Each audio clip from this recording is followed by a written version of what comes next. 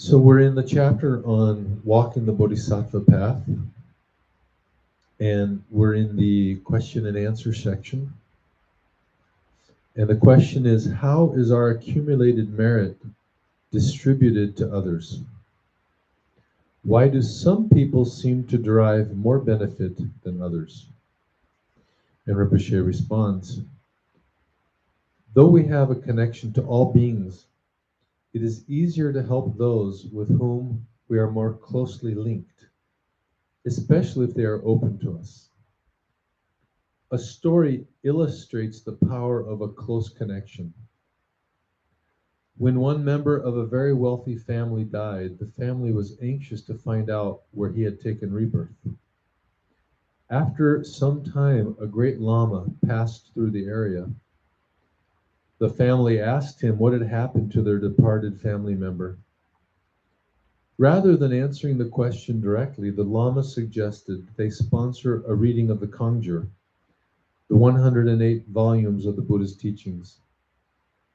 The family erected a big tent and invited 30 monks who came and began to read the texts. At this time, a local practitioner knew that the deceased man had taken rebirth as a snake. As the texts were read, this practitioner saw the snake suddenly crushed to death by a rock slide. Due to the virtue created by the family's sponsoring of the reading, combined with their close connection and dedication of merit to him, the snake immediately attained auspicious rebirth as a human.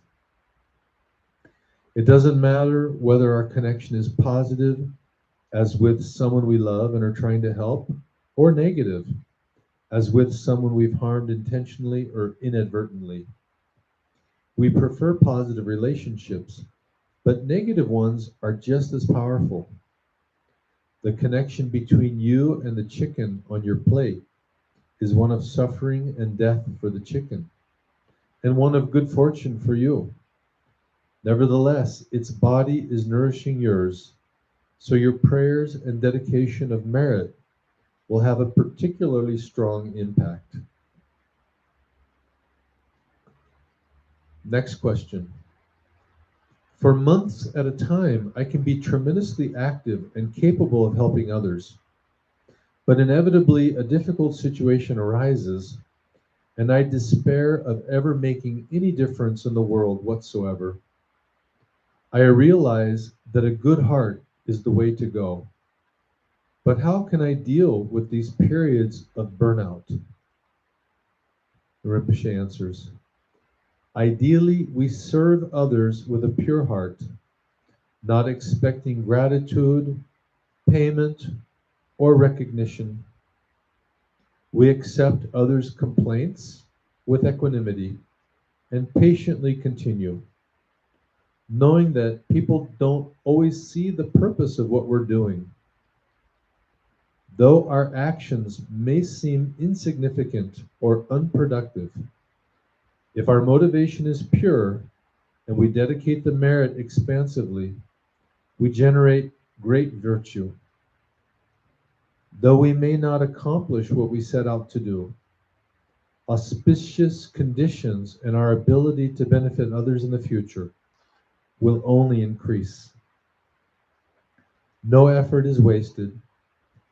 When someone witnesses our loving kindness, he sees a new way of responding to anger or aggression.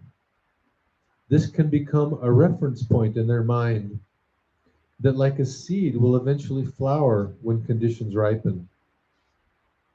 Then, when we dedicate the virtue, our loving kindness will extend to all beings.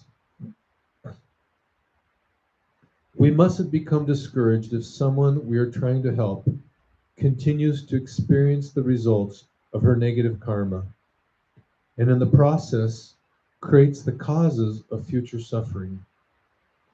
Instead, because they don't have enough merit for their suffering to end, we must redouble our efforts to accumulate merit and dedicate it to them and others.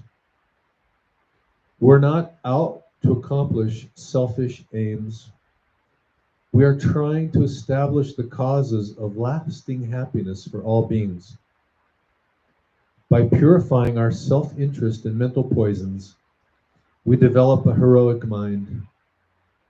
The process of going beyond suffering and helping others do the same is the way of the Bodhisattva. Question: but how can we ensure our own benefit while we're helping others?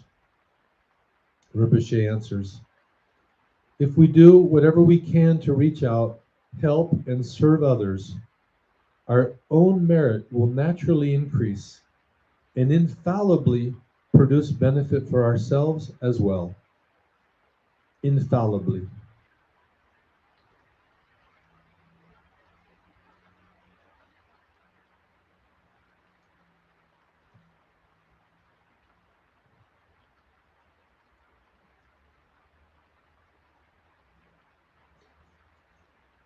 In Buddhism, we strive to help people on every level. On the relative level, which may be as simple as offering a meal or offering some money or emotional support, a smile, a hug, a good piece of advice. But we also realize that helping somebody on the relative level is temporary and only brings short-term benefit. So also in Buddhism, we strive ultimately to take people to a state of mind where their suffering diminishes. If we examine the world and we ask ourselves, what suffers? What is suffering? There's only one thing in the world that actually suffers, and that's the mind. So even if you have a situation where you've set somebody up with all the necessary ingredients for happiness on the relative level, if their mind is not satisfied, they won't find peace and happiness. On the other hand, if somebody has no creature comforts, no nice house, fancy clothes, delicious meals, but their mind is tamed and trained, that person can be completely at peace and happy. So as Buddhists, we recognize it is important to work on the relative level and help people. But if we truly want to help people in a definitive way, a long-term way, we need to help people train their minds, clear away their ignorance, and learn how to have a satisfied mind with few desires. That way, we're truly helping the person on a short-term and a long-term basis. So that doesn't mean that we neglect the relative level. Of course, we help on the relative level as much as we can. But at the same time, we realize that relative level, we only help for a short period of time. And if we don't address the causes of the suffering, that suffering is just going to repeat itself again and again and again. But if we work with the causes, the mind, the clinging and attachment, the confusion of ignorance, we can help people on a very lasting and deep level.